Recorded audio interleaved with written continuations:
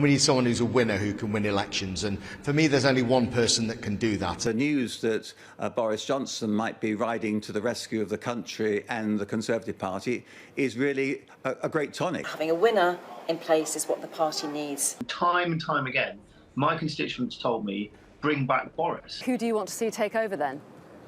Well, I don't see that there's really any of the candidates who are coming forward are going to command my support. And I think that the news that Boris Johnson might be riding to the rescue of the country and the Conservative Party is really a great tonic. And I'm really excited about that prospect because I didn't want him to be deposed in the first place. I said we'd rue the day that he was deposed. Sadly, I've been proved right on that. But I think that if we had Boris back, then he's already got a mandate from the British people. And my email box is full up with people saying they want to have Boris back. So I see him as the great hope. And I think we need somebody who's going to have a mandate from the public, we need somebody who's going to have a mandate from party members, and we need someone who's a winner who can win elections. And for me there's only one person that can do that. And I know he's on holiday with his family at the moment, but to me that's Boris Johnson. I'd urge him to stand, and if he does, he's certainly going to get my 100% support. And the fact that he was removed from office not 6 weeks ago because of his character, the fact that there is a Privileges Committee hearing still ongoing into his lying to Parliament, that doesn't worry you?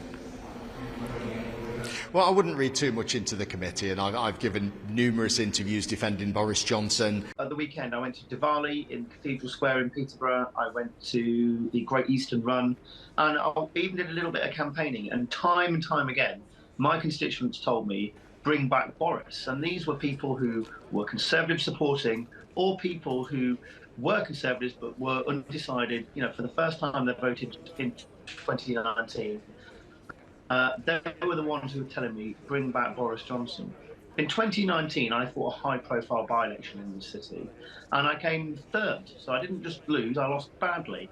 But 6 months later, we won that general election, and Boris was our Prime Minister. We were 19 points behind in the polls then. He brought it back. We are even further behind in the polls now. I think Boris Johnson can bring us back again and can win places like Peterborough at the next election. Johnson, only a matter of months ago, was forced out of office because a large number of your colleagues decided they could no longer work for him. So how could he bring the party back together?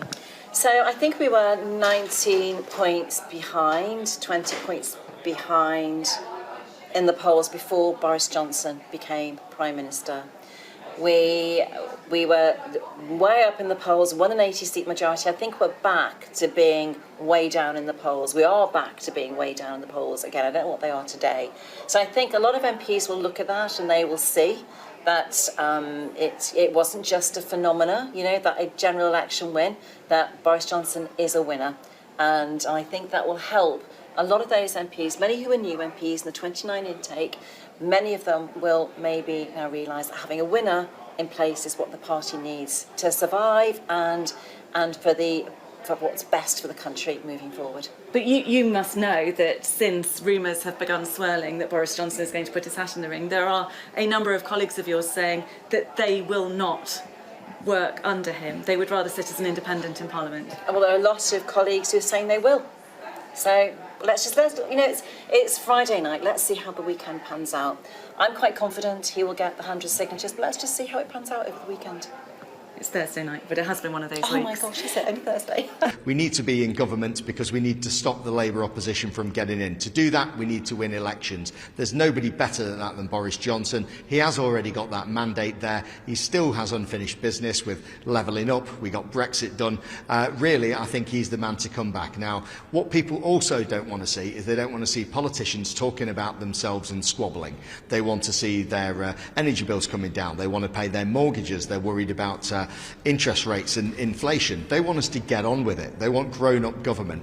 And that means colleagues, I think, all pulling together and sometimes compromising. Without national security, there is no economic security, and I think that is important that whoever are the candidates putting their names forward, they indicate that. But also at the same time, I have to recognise the issue of the mandate. This will be potentially our third Prime Minister since the general election of 2019. That means we have to think about that legitimacy question that the public will be asking themselves, and also about who could win the next election. That's obviously important for any political party at the time. So, at the moment, I would lean towards Boris Johnson. I think he will still have some questions to answer around, obviously, that investigation. But I know when I was Secretary of Defence, he invested in defence, he supported me, he supported the actions this country has taken to keep us safe. So that's at the moment, I'm leaning towards that. But I think, there are a few days to go, and we'll see what's happened. There's some, other candidates who are just as excellent putting their name in the ring, but I think fundamentally we have to answer those first 2 points I said earlier. This is what I think. I'm going to listen to what the candidates have to say. This is a serious bod. Now, I will listen to all of them, and I will say, OK, I think I'm going to support Boris. I'm pretty sure I'm going to support Boris. I'm just speaking now as a voter. But I want to be sure that he's going to stick to the 2019 manifesto. And I particularly want to be sure, because I'm an environmentalist, that he gives a very strong promise not to proceed with Rees-Mogg's absurd bill, which is coming before the House again next week, which is called the Retained EU Legislation Bill, which will lead to the scrapping of 750 environmental laws and heaven knows what other. But Rees-Mogg is supposed to be leading his campaign. Well, I'm very sorry to hear it. I hope that Boris will take a very tough line on Rees-Mogg. Would you be able to unite behind Boris Johnson again? Yes, if he was to win the contest, I would. I served in his government for 3 years previously. I actually backed him right up until the very end. I was sad to see him go, so I'd have no problem at all in backing and getting behind Boris if he was to win the election. So you've got no problem then, as others have been expressing this afternoon, you've got no problem again with him standing? If that's what he chooses to do, and I understand that's not confirmed yet, but that's his choice. If you look at Conservative Party members, they still support him. People supported Boris Johnson and the Conservatives in very large numbers in 2019 and continued with that afterwards. If you look at some of the by-elections we won, places like your own Hartlepool colleagues and so got on. rid of him, Mr. Clark-Smith. So I take the point about the mandate from the people in the general election of 2019 and the manifesto that was stood on, but your own colleagues ejected him from office. That's a fair point, and I think that's the difficulty now. Whoever you elect as leader, you need to come together and you need to support that person. Now, I supported Liz Truss in the summer. If Rishi Sunak could have won, he'd have had my full 100% support. And whoever wins this leadership contest will have my full 100% support because, one, I think that's the mature thing to do, but it's also the responsible thing to do. Because if you're a divided party, you can't deliver for people, you can't win elections, and it's not what people want to see. So I think whatever people think, who we do elect, we need to pull behind them.